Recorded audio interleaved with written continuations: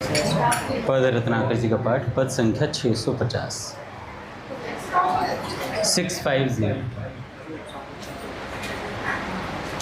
प्रियतम मीठी नित याद तुम्हारी आती, प्रियतम मीठी नित याद तुम्हारी आती, मैं पल भर तुमको कभी बिसार न पाती, मैं पल भर तुमको कभी बिसार न पाती।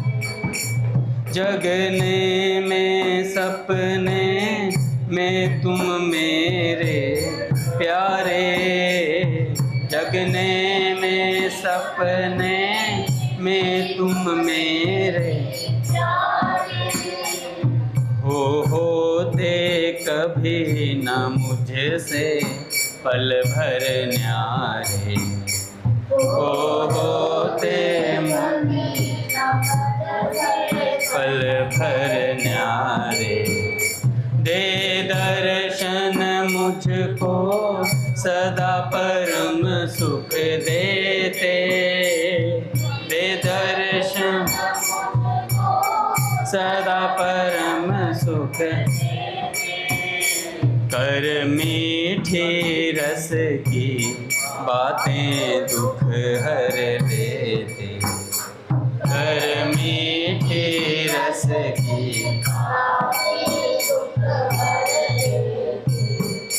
देते रहते दिन रात स्पर्श सुख भारी, देते रहते दिन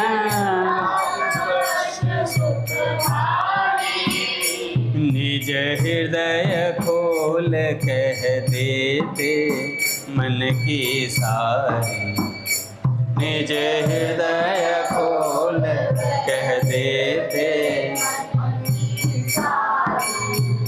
यूं मिलने पर भी मिलने की अभिलाषा, यूं मिलने पर भी आशा रहती बढ़ती, नित्य मिलन की आशा रहती बढ़ती, नित्य मिलन की नित मिलने पर भी पल न दूर स्मृति होती, नित मिलने पर भी पल न दूर स्मृति होती, वह सदा तुम्ही में प्यारे जगती सोती, सदा तुम्ही में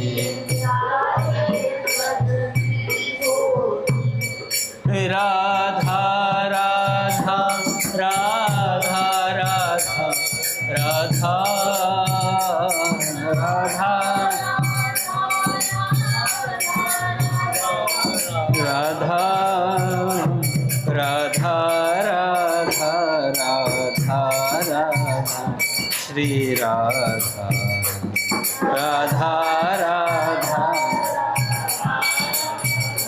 श्री राधा राधा राधा राधा राधा श्री राधा राधा राधा राधा राधा राधा राधा राधा राधा श्री राधा।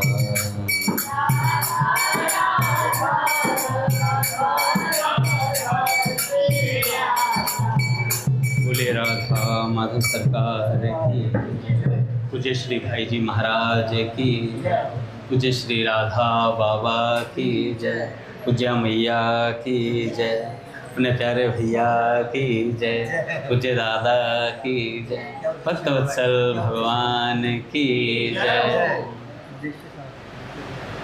हरि बोल। बड़े सौभाग्य का क्षण है कि आज भी हमें सत्संग और कीर्तन का परम लाभ प्राप्त हो रहा है। पहले महापुरुषों के कुछ वचन सुन लेते हैं, उसके बाद फिर पूज्य संतोष बहन जी के चरित्र की चर्चा करेंगे।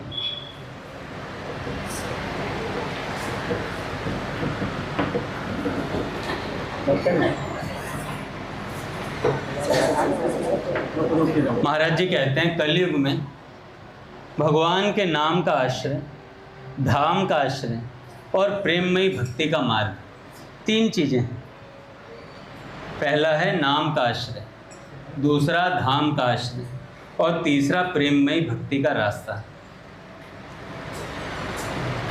महापुरुष कहते हैं कि जीव का वास्तविक स्वरूप आनंदमय है, वह सच्चिदानंद भगवान का अंश है और फिर भी वह दुखी है। चेतन अमल सहज सुख राशि, फिर भी दुखी है, चिंतित क्यों है, भयभीत क्यों है? इसका कारण है कि उसने असत्य को सत्य मान लिया है। जो शरीर नश्वर है उसे मैं मान लिया, जो संबंध अस्थायी है उन्हें मेरा मान लिया, जो भोग क्षणिक हैं उन्हें सुख का स्रोत मान लिया है। यही भूल हुई है कि समस्त दुखों का मूल कारण यही बनती जा रही है। और कलयुग का प्रभाव यही है कि मनुष्य की बुद्धि बार बार विषय की ओर भागती है। पूज्य रमन महर्षि जी कहते हैं कि नाम से बार बार मन हटता है। पहले जब हम नाम करना शुरू करते हैं, नाम जपना शुरू करते हैं, तो सभी संतों ने ये बात बोली कि जैसे नाम जपना शुरू करेंगे शरीर में उथल पुथल मचती है। मन के भीतर आसन पे बैठे नाम जपना शुरू किया, पुरानी यादें याद आएंगी। मैं स्कूल में जाया करता था एवरेस्ट में, फिर थाने वाले में गया, फिर आया मैं कॉलेज में गया। ऐसे पुरानी यादें घूमती रहेंगी दिमाग के भीतर, घूमने शुरू हो जाएंगी, उलझुल बातें आएंगी मन के भीतर। यही साधक से भूल होती है। वो सोचता है इससे पहले मैं तो नाम जपने से पहले ही अच्छा था, कम से कम ये पिछली बातें याद तो नहीं आ रही थी। पर असल में होता है क्या है, सफाई चल रही होती है। जो पुराने विचार होते हैं उन्हें उखाड़ उखाड़ कर नाम फेंक रहा होता है और वो ऊपर आ रहे होते हैं। भाई कहीं ठहरा हुआ जल हो, अगर उसे हिलाया जाए तो उसकी जो गंदगी है वो ऊपर आने लग जाती है। तो ऐसी बात है, गंदगी बहुत बैठी हुई है भीतर, और जैसे ही नाम जाता है तो नाम की जब मोटर चलती है भीतर तो गंदगी ऊपर आती है। धड़ाधड़ विचार आएंगे उल्टे पुल्टे। बस यही साधक को थोड़ा धैर्य रखना है। पहले धैर्य रखना पड़ता है कि हाँ यार ये गंदगी है, ऐसा मान लो, संतों के कहने से मान लो। संत कोई असत्य बात तो बोलते नहीं। तो जब सफाई हो रही है तो धैर्य के साथ नाम जपते रहना, पकड़े रहना है नाम को, नाम छूटने ना पाए। फिर एक दिन ऐसा होगा जब सफाई हो जाएगी ना, फिर हमेशा शीतल जल रहेगा, स्वच्छ जल रहेगा हृदय के भीतर। फिर अच्छी अच्छी तरंगे आएंगी हृदय के अंदर। तरंगे कैसी? भगवत प्राप्ति की तरंगे, मन में बार बार। और पूज्य भैया कहते हैं कि एक समय ऐसा आता है साधक के जीवन में जब उसे 10-15 साल भजन करते हो जाते हैं तो उसके लिए सत्संग की हर बात नॉर्मल सी हो जाती है, मतलब यूज टू हो जाता है वो सत्संग का भी। जैसे हम लोग हो गए हैं, हमें कोई बढ़िया से बढ़िया बात पता है, वो वाले महात्मा पता है, मन अंदर से आंसर देता है, ये वाली बात पता है, इससे आगे बताऊँ? मन ही मन कहते हैं इससे आगे बता। क्योंकि होना ऐसा नहीं चाहिए। होना कैसा चाहिए? जब भी भगवान की बात सुनो तो ऐसे सुनो हमें कुछ नहीं पता है, अणे खाली है हम लोग। तो दिने दिने नवम लगती है फिर भगवान की। और भगवान की कथा होती भी ऐसी है कि हमारे प्रमाद के कारण हम समझ नहीं पाते हैं बातों को, और नहीं भी समझ पाए तो छोड़ना नहीं चाहिए, लगे रहना चाहिए किसी भी प्रकार से, नाम के पकड़े रहो। तो आगे कहते हैं सम्मान मिल जाए तो शांति मिल जाएगी। बार बार विषय की ओर भागता है मन, बुद्धि भागती है, उसे लगता है धन मिल जाए तो सुख मिलेगा, मान सम्मान मिल जाए तो शांति मिल जाएगी, इच्छाएं पूरी हो जाएं तो आनंद प्राप्त हो जाएगा। लेकिन जितना वह संसार की ओर दौड़ता है उतना ही भीतर खालीपन बढ़ता चला जाता है। महापुरुष कहते हैं इस कलयुग के प्रभाव को नष्ट करने के लिए भगवान ने 4 महान आश्रय दिए हैं हमें। पहला है धाम का आश्रय, दूसरा है नाम का आश्रय, तीसरा है लीला व गुण श्रवण, और चौथा है युगल सरकार की सेवा। इन चार में से किसी एक को भी दृढ़ता से पकड़ लिया जाए तो जीव का कल्याण निश्चित है। पूज्य बाबा कहते हैं धाम को पकड़े तो ऐसा पकड़े चाहे बम गिरें, पर धाम नहीं छोड़ना है, धाम नहीं छोड़ना है। और नाम को पकड़े तो ऐसा पकड़े कि भैया प्राण चले जाएं पर नाम ना छूटे, प्राण चले जाएं पर नाम ना छूटे। और लीला को पकड़ना है, ऐसा पकड़ना है कि भैया चलते फिरते हर समय लीला चिंतन होता रहे, भगवान की याद निरंतर बनी रहे। धाम के आश्रय का महत्व। वृंदावन केवल एक भौगोलिक स्थान नहीं है, वृंदावन भगवान की प्रेममयी चेतना का प्रकट स्वरूप है। धाम का अर्थ है वह स्थान जहाँ भगवान की लीलाएं आज भी नित्य चल रही हैं। अच्छा, धाम क्या यहाँ नहीं है? आज पूज्य गोरूलाल कुंज वाले महाराज जी कह रहे थे कि जहाँ नाम है वहाँ धाम है, जहाँ नाम है वहाँ धाम है, जहाँ भगवान की चर्चा है वो भगवान का धाम है। तो धाम कहीं अलग से प्रकट करना पड़ेगा क्या?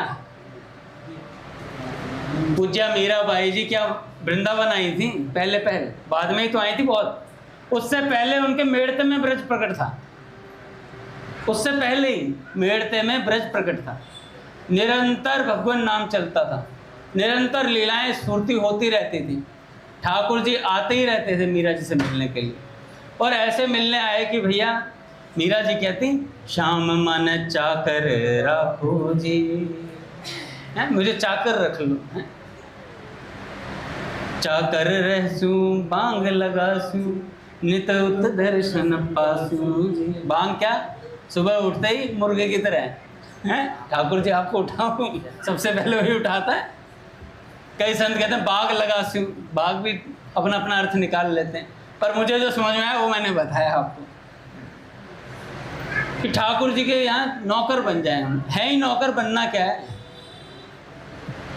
जीव नित्य दास है भैया, भगवान का नित्य दास है, नित्य दास है, ऋषिकेश नित्य दास है। और दास ही खास है, बाकी सब बकवास है, दास ही खास है। तो भैया धाम कहीं से प्रकट नहीं करना पड़ता, जहां आप रहते हो आपका घर भी धाम बन जाएगा अगर निरंतर वहां कीर्तन हो जाए, निरंतर भगवत सेवा हो जाए और निरंतर संतों के वचन सुने जाएं, तो आपका घर भी धाम हो जाएगा। पर हम पहले तो धाम को ही धाम मान लें। सबसे पहली बात तो यह है, जो सामने श्री विग्रह ठाकुर हैं, इन ठाकुर में ठाकुर का दर्शन कर ले, तब तो जगत में ठाकुर दिखे। अभी तो हम ठाकुर में ठाकुर नहीं देख पा रहे।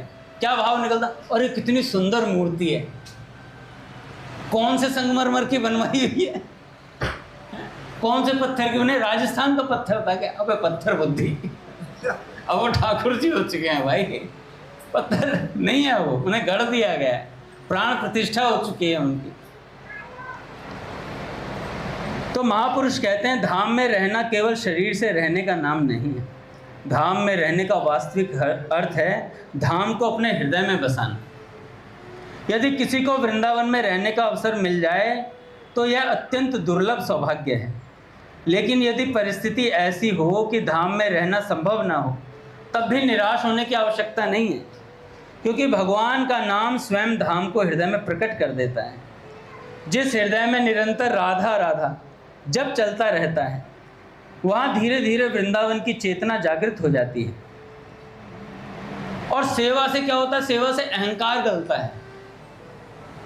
मान लो आप सेवा करने के लिए आए, यहाँ पे ठाकुर जी का बंगला सज रहा है, ठाकुर जी फूलों की सेवा है भाई, उसके हेड है पीयूष प्रभु, है पीयूष, तो ये हेड बनाया गया है। अंगद दास सेवा में आया, मैं आऊँगा तो मैं ये थोड़ी कहूँ मैं सत्संग सम्राट हूँ और मैं फलाना ढिमका इतना मैंने भजन कर रखा है, पीयूष प्रभु तुम मेरे दास हो, ऐसा नहीं। आकर के उनसे पूछूंगा भैया ये सेवा चल रही कैसे करी जाए, तो इन्हें गुरु मानना पड़ेगा मुझे, तभी कुछ सेवा समझ में आएगी। अब कृष्ण प्रिय भैया के वहाँ सेवा देते हैं, सच में पूज्य भैया कहते हैं कई बार अंगद जी थोड़ा जल पिला देना, फिर मेरा चेहरा देखते हैं, कहते हैं तुम रहने दो, दिन बंधु को बुलाओ कहीं से। क्योंकि मुझे पता नहीं है भाई भैया कैसा जल पीते हैं, कितना गर्म मिलाना होता है, कितना ठंडा मिलाना होता है, नहीं पता। ऋषिकेश पता है कोई नहीं, इसे तो पता होगा 1-2 बार दी होगी से, तो हमें पता नहीं है। फिर इसको कृष्ण प्रिया को पता है। अब वहाँ पे पूज्य भैया की धोतियाँ धोनी है, कैसे धोएंगे? कृष्ण प्रिया को पता कैसे धोता बेचारा है, पूरे दिन सेवा में लगा रहता, मंगलवार के दिन ये धोबी हो जाता है? काम मेरा है, धोता ही है।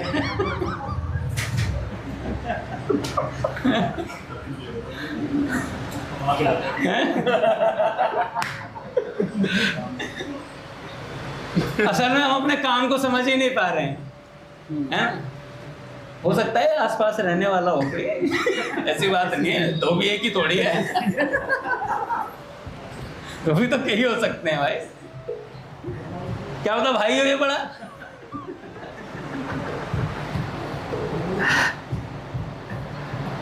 तो सेवा कैसे करनी चाहिए, सेवा वाले से पूछकर करना पड़ता है। और जब हम बड़े होकर के, अब हमारे रास बिहारी भैया हैं, अब देखो हम इनसे उम्र में भी छोटे हैं, ज्ञान में भी छोटे हैं, हर चीज़ में छोटे हैं, फिर भी भैया इतने प्यार से आकर हमसे मिलते हैं, हमसे बात करते हैं, इतना आदर देते हैं। सच बता रहा हूँ मैं, बड़ा अच्छा लगता है। क्यों आदर मिलता है हम लोगों को? ये सब ये हमारे पूज्य भैया की वजह से आदर मिलता है। नहीं तो हमारी शक्ल देखने के बाद किसी को खाना नहीं मिलता था। और आज लोग हमें कहते हैं भैया राम राम राम राम राम राम चल रहा है, नाम ले रहे हैं भगवान का। तो ये सब किसका प्रकाश है? ये संतों का प्रकाश हमारे हृदय में उतर रहा है। संतों की कीर्ति का प्रकाश ही हमारे भीतर है। नहीं तो हमें 15 दिन कृष्णप्रिय गांव में रह के आ, सेवा छूटेगी, नाम छूटेगा, सत्संग तो है ही नहीं। गांव में सत्संग नहीं मिल सकता, कहीं भी नहीं मिल सकता। मेरे को तो ये बात निश्चित हो गई है, कहीं भी जाओगे सत्संग नहीं मिल सकता आपको, बड़ा मुश्किल है सत्संग मिलना। चुगली निंदा सब जगह मिल जाएगी आपको, एक दूसरे की टांग खिंचाई भी मिल जाएगी, लेकिन सत्संग मिलना, भजन मिलना, कीर्तन मिलना, ये भाई बड़ा मुश्किल है। और वो भी एक जगह मिलना, कहीं कीर्तन ही कीर्तन है, कहीं सत्संग ही सत्संग है, कीर्तन नहीं है। और हमें पूज्य भैया की कृपा से ये मौका मिला हुआ है, यहाँ पर नित्य कीर्तन करते हैं, नित्य सत्संग करते हैं, लाभ ही लाभ है भैया। देखो हम संसार में थे, कैसे थे? निताई प्रभु मैथ्स का ट्यूशन पढ़ने जाते थे, कहाँ पर? पहले तो अपने सर से पढ़ने जाते थे, अरे मेरे सर पीछे बैठे, हमारी टीना बहन के पिताजी। बहुत पिटाई खाई है मैंने इनसे, बहुत पीटा सर ने मुझे। ठीक है, फिर थोड़े और बड़े हो गए, नारायण तो इल्ला सर थे शालीमार में, हैं? अभी भी हैं, अभी पढ़ाते हैं, हैं? बहुत पिटा उनसे भी। सुबह 5 बजे बुलाते थे ट्यूशन के लिए यार, बैच फ्री में होते सुबह 5 बजे, और आते शक्ल देखते कहते थे हाथ उल्टे कर ले बस यूं, और यहीं पे पढ़ते थे ऊपर ही, यहीं ऊपर डंडे पढ़ते थे। 6th क्लास में जब था तो आनंद सर ने खूब पीटा। वो क्या करते थे, ये है ना, ये पकड़ के मारते नहीं थे, राजबीर भैया मारते नहीं थे, ये पकड़ के उठा देते थे, तो उखाड़ देते थे। पहला ही पीरियड उनका होता था, शक्ल देखते ही बोल देते थे। एक अजय नाम का लड़का था मेरा मित्र, आज भी है, यही रहता आसपास, कहता दोनों वही मुर्गे बन जाओ। वही मुर्गा बनाते। तो जानवर वृत्ति पहले से ही थी हमारे अंदर, मुर्गा बनने की। तो जानवर से इंसान बनाया हमारे पूज्य भैया ने। यहाँ ला करके सत्संग दिया, कीर्तन दिया, बात समझ में आई धीरे धीरे। अभी भी पूरी समझ में नहीं आई है, जिस दिन संग छूट जाएगा उस दिन फिर वैसे ही संसारी हो जाएंगे। तो जब तक संग है, बुद्धि अच्छा निर्णय दे रही है। आप ये मत समझना कि सर ने मेरे को पीटा है। वो पीटा नहीं था, वो क्या करते हैं भाई जी, कहते हैं ना, तोड़ फोड़ कर मुझे बना लो प्रभु अपने मन के अनुकूल। तो ये तोड़ फोड़ का काम इनके भीतर भी संतों ने प्रवेश करके बचपन से ही करा है। बचपन से ही संत मुझे तोड़ते हैं।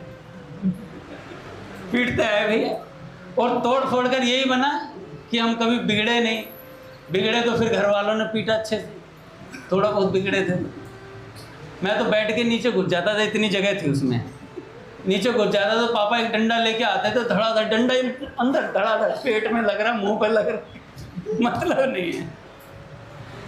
देखो भाई, हमारे यहाँ हरियाणा में पिटाई ऐसे ही होती है, मैं ये देखा नहीं जाता कि कितना लग रही है चोट, बच्चे को नहीं लग रही, खूब पिटते हैं।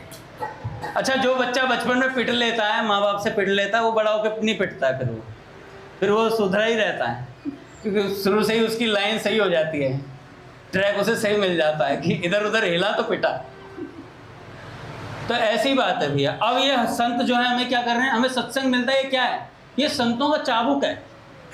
इस चाबुक से हमारा मन काबू में रहता है। अगर हम सत्संग रूपी चाबुक नहीं पढ़वाएंगे अपने ऊपर, तब तक हम सुधार में नहीं आएंगे। इसलिए सत्संग अति आवश्यक है। पूज्य मलुकपीठ सरकार कह रहे थे, नित्य नाम स्मरण, नाम जप और नित्य स्वाध्याय, ये हमें ट्रैक पे बनाए रखता है। नहीं तो हमारे अंदर व्याकुलता नहीं जगेगी भगवान के प्रति। आप सोच रहे हो कि मैं घर पे बैठ करके ये कर लूँगा, भला घर पे कुछ नहीं होता है, करके देख लो। एक महीना घर पे रुको, एक महीना हमारे पवन प्रभु जी आप इतने दिनों बाद अब फ्री हुए हो, आप सच सच बताना कितना भजन बनता है घर पे।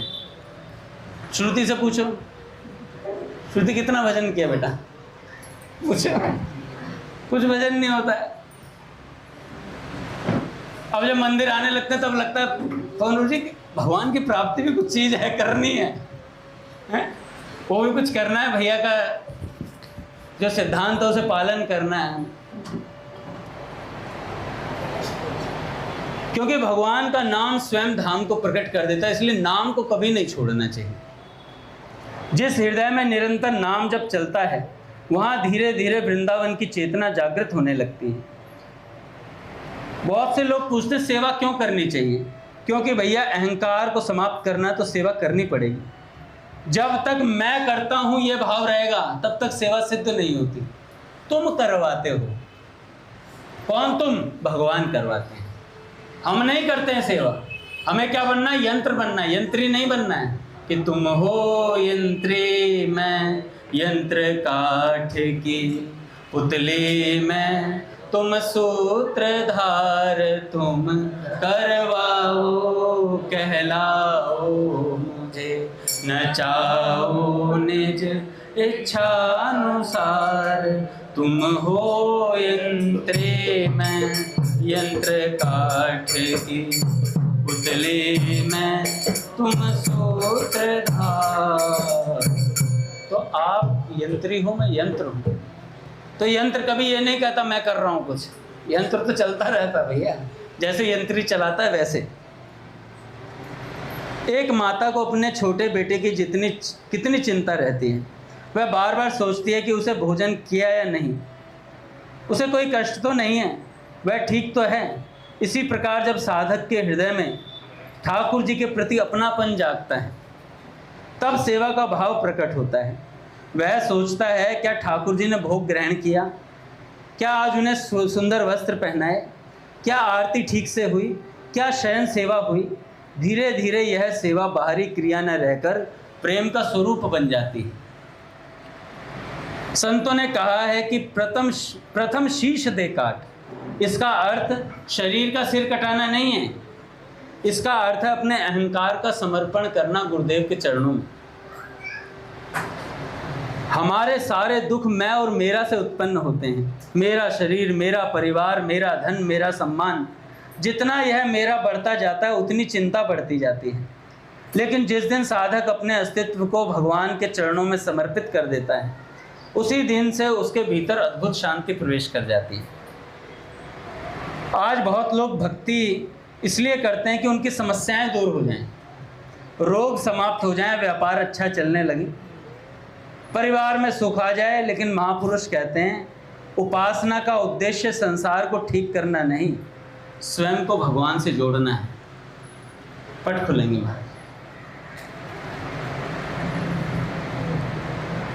जय राधे, जय श्री राधे, जय राधे, जय श्री राधे। राधे जय श्री राधे जय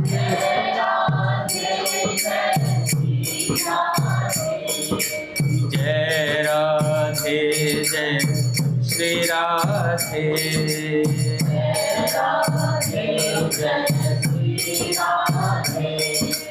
जय राधे जय श्री राधे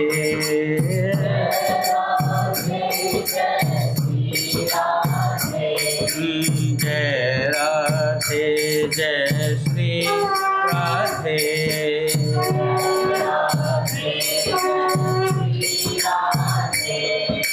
राधा राधा राधा राधा राधा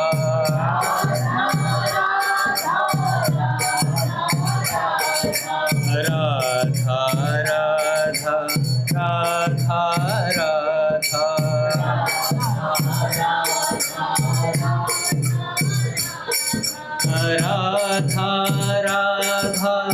राधा राधा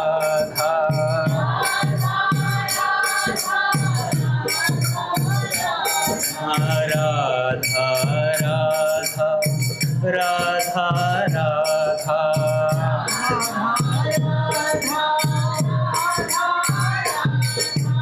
देखो भाई, माताएं तो बोल रही हैं, आवाज आ रही है, प्रभु जी लोग नहीं बोल रहे, पता नहीं क्या चुंबक सा मतलब क्या चिपक गया है। राधा राधा राधा राधा राधा राधा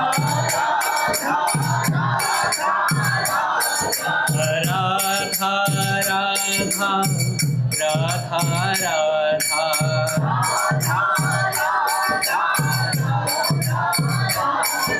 अब बहनें चुप रहेंगी, माताएं चुप रहेंगी, अब प्रभु जी लोग की आवाज देखता हूँ। राधा राधा राधा राधा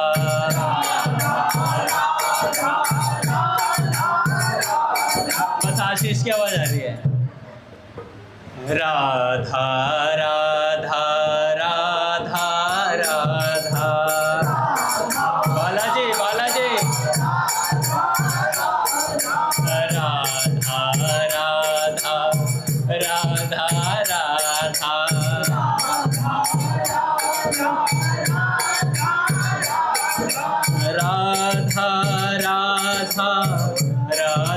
राधा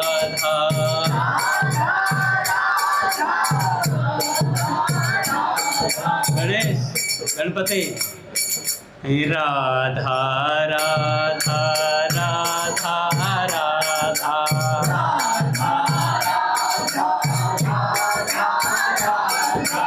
राधा राधा राधा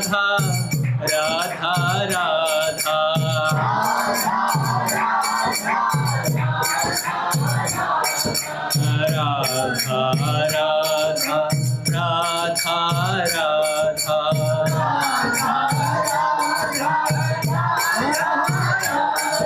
बोले राधा माधव सरकार की जय।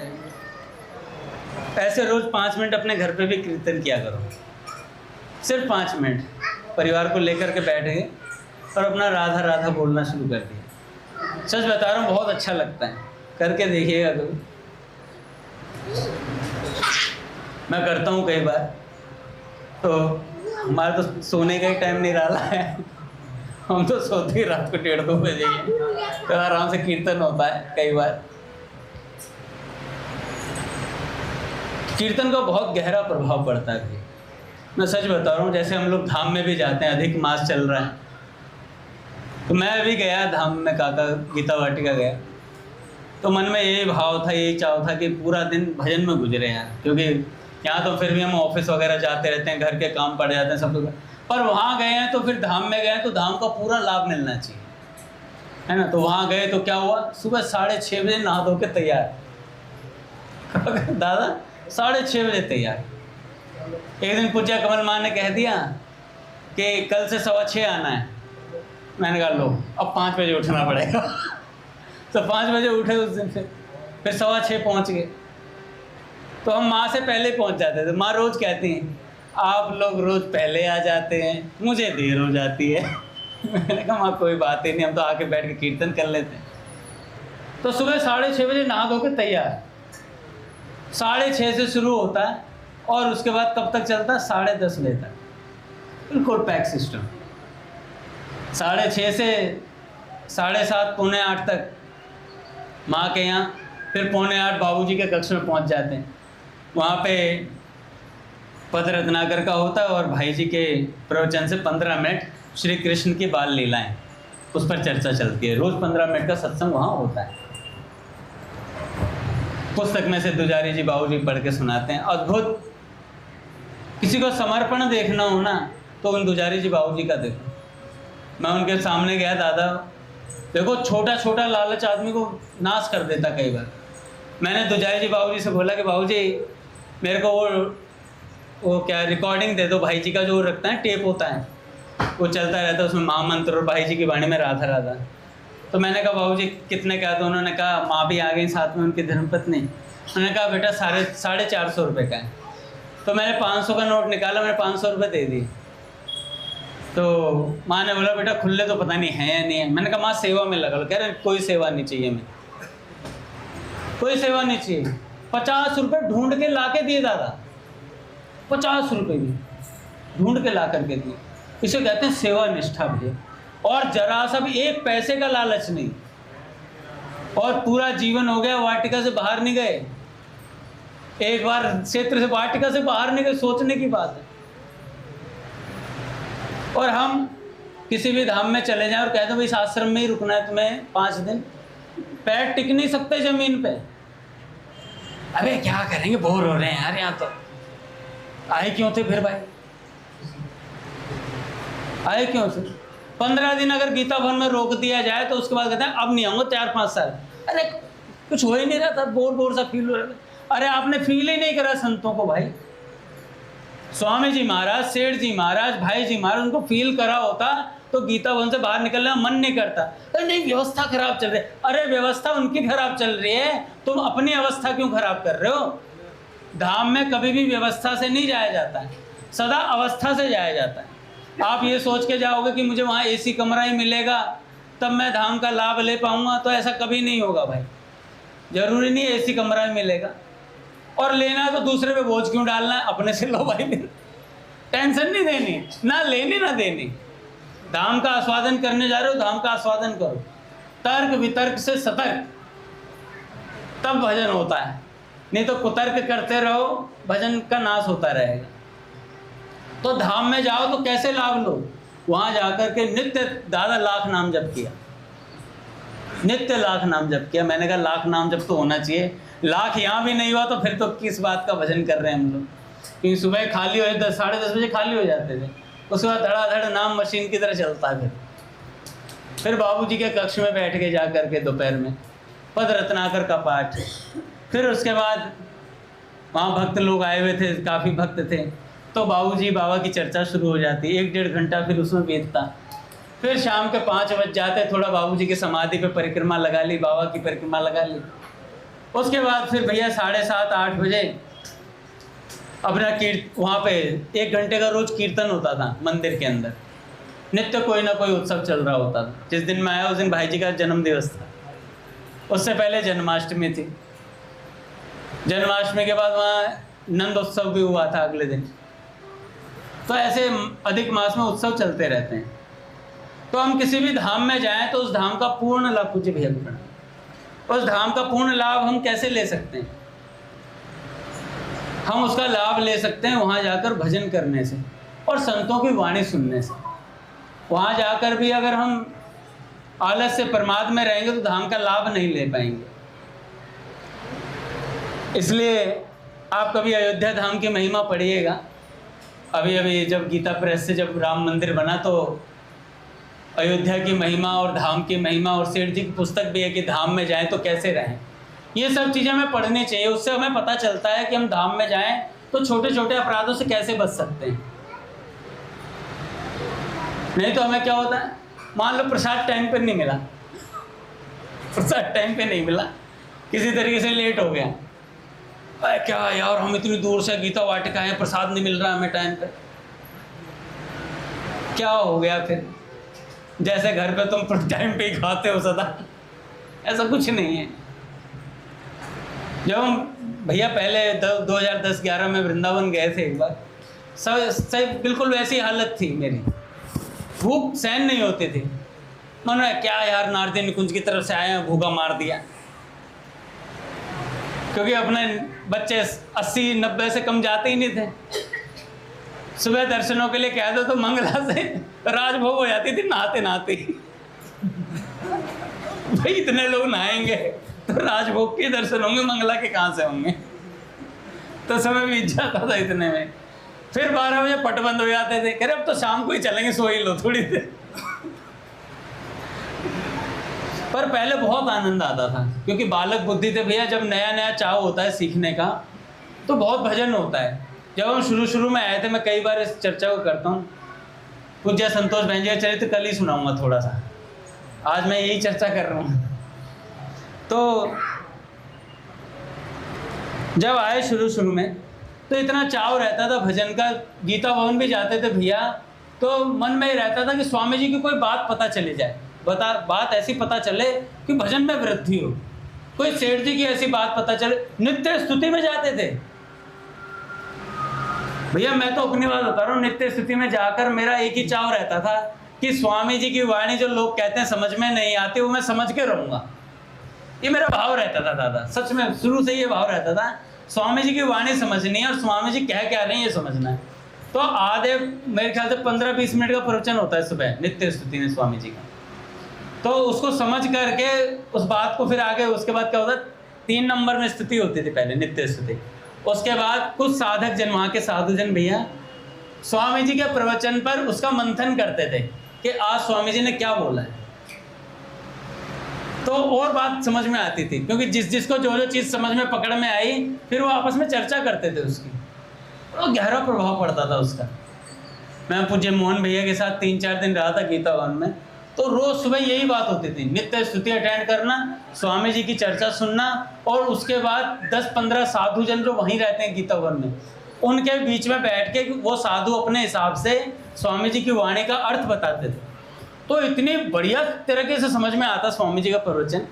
तब से मुझे स्वामी जी की वाणी समझ में आने लग गई थी कि स्वामी जी किस प्रकार से बोलते हैं, क्या बात समझाने का प्रयास कर रहे हैं। तो ऐसे ही आज पूज्य रमण महर्षि जी कह रहे थे कि सत्संग सुनो तो उसके बाद कम से कम 15-20 मिनट एकांत में चले जाओ।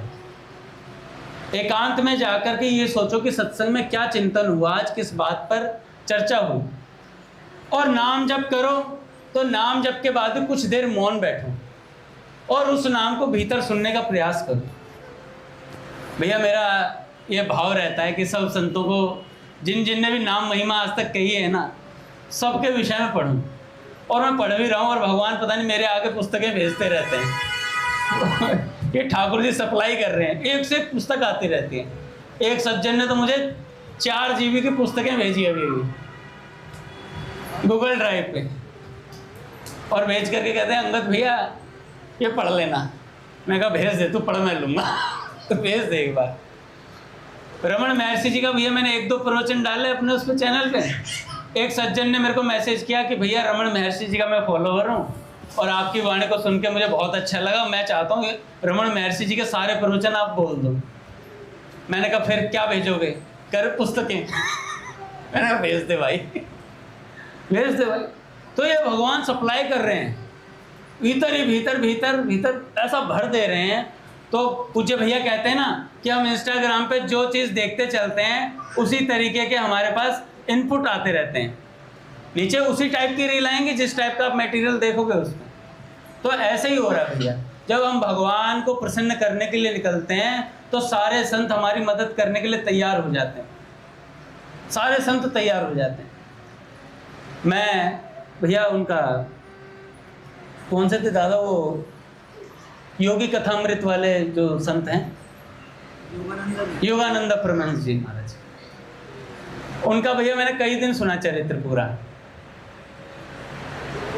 संत अपनी परिस्थिति का अनुभव कराते हैं भैया। कई दिन लगातार जब मैंने उन्हें सुना तो मुझे ऐसा लगने लग जाता था बार बार कि श्यामाचरण लाहिड़ी जी महाराज इधर उधर हैं। बाइक पे चलता था, उनकी याद आती रहती थी, पहाड़ दिखने शुरू हो जाते हैं। सच में उनका चिंतन ही ऐसा है, योगियों की कथा सुनाते हैं तो उसमें चिंतन है। जब तेलंग स्वामी जी का पढ़ा तो तेलंग स्वामी दिखते हैं। बड़ा आनंद आता है इन महापुरुषों के चरित्रों को पढ़ने में, एक से एक चरित्र हैं। ऐसे ही अगर हम संतों का आस्वादन करेंगे तो मन भटकेगा नहीं। मन भटकता इसलिए है कि हम उसे खालीपन देते हैं, उसे खाली समय देते हैं, और जैसे ही भगवान से हटेगा वो संसार में ही जाएगा, क्योंकि मन का स्वभाव है, प्रेमानंद जी महाराज कहते हैं जल की तरह है भैया। जैसे जल का स्वभाव है नीचे की तरफ जाना, ऐसे ही मन का स्वभाव है वो वृत्तियों को नीचे की तरफ धकेलता है, सारी इंद्रियों को। तो महाराज जी ने बोला कि अगर जल को ऊपर चढ़ाना है तो यंत्र की आवश्यकता होती है, और मन को ऊपर चढ़ाना तो मंत्र की आवश्यकता होती है। तो लग जाओ भगवान के नाम को जपने पे। ये मंत्र ऐसे हैं भैया, राम राम राम राम राम राम राम राम, ये ऊपर की तरफ चढ़ाते हैं साधक को। इसलिए महाराज जी कहते हैं कि भगवान से संबंध कभी मत छोड़ो। याद रखो, कलयुग में सबसे सरल, सबसे सुलभ और सबसे प्रभावशाली साधन केवल भगवान का नाम है। धाम मिल जाए, नाम मिल जाए और भगवत चर्चा मिल जाए, इससे सुंदर और कोई बात हो नहीं सकती। एक संत हुए, नित्य नंद भवन पे, जो नंदालय जहाँ पर वो जो पर्वत है भैया, वहीं पर एक टीले के पीछे नित्य जाते थे और वहाँ रोते थे जा कर के। चेला रोज देखता था गुरुजी कुटिया में वापस आए हैं तो रोते हुए आंखें लाल होती थी, पहचान जाता था कि गुरुजी रोते हुए आए। और ऐसा देख करके चेले के मन में आई कि यार गुरुजी रोते क्यों हैं, कोई तो कारण होगा ऐसा। एक दिन चेला पीछे पीछे गया, चेला पीछे पीछे गया, जा करके क्या देखता है कि गुरुजी एक गधे को देख करके रो रहे हैं। देखा तो गधा क्या कर रहा था, गधा ब्रज रज में लौट रहा था। जैसे आपने देखा होगा कभी कई जानवर करते हैं इस तरीके की मस्ती, रेत में खेल रहे होते हैं, तो गधा रोज वहाँ पर रज में ही लौटता था। तो उन्होंने गुरुजी से पूछा, गुरुजी आप गधे को देखकर क्यों रोते हो? तो गुरुजी ने कहा कि बेटा गधे को देखकर नहीं रोता हूँ, मैं ये देख करके रोता हूँ कि मेरे को इतने साल हो गए यहाँ भजन करते हुए, आज तक जितनी ब्रज रज की निष्ठा इस गधे में है